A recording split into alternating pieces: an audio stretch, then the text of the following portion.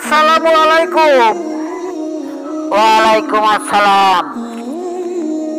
আচ্ছা, আত্মশুদ্ধিটা করব কার নামে? আমি তোমাকে একটা প্রশ্ন করব।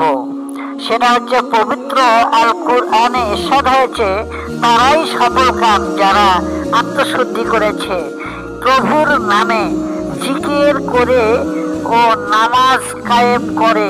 সূরা আলা আয়াত 14 ও 15।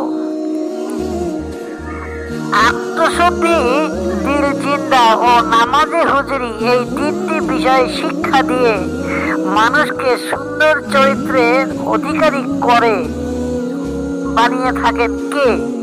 আপনার কাছে আমার প্রশ্ন, কমেন্টে জানিয়ে দিবেন। এই কাজগুলো পৃথিবীতে সর্বপ্রথম করেছিলেন আমার হযরত রাসূল সাল্লাল্লাহু আলাইহি ওয়াসাল্লাম।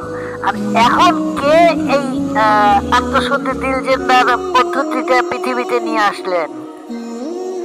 আমরা তা তো জানি না। আমাদের শুধু নামাজ পড়তে বলে, তাই আমি নামাজ পড়ি, কিন্তু এর হাকিকত তো আমরা জানি না। আপনার প্রশ্নের কমেন্টে আমি একটু জানবো। আমি কমেন্টের দিকে দেখবো কোন ভাই কোন উত্তর দেয়, সেই হিসাবে আমি আপনার সঙ্গে কথা বলবো। তাহলে আজ আসি। আসসালামু আলাইকুম।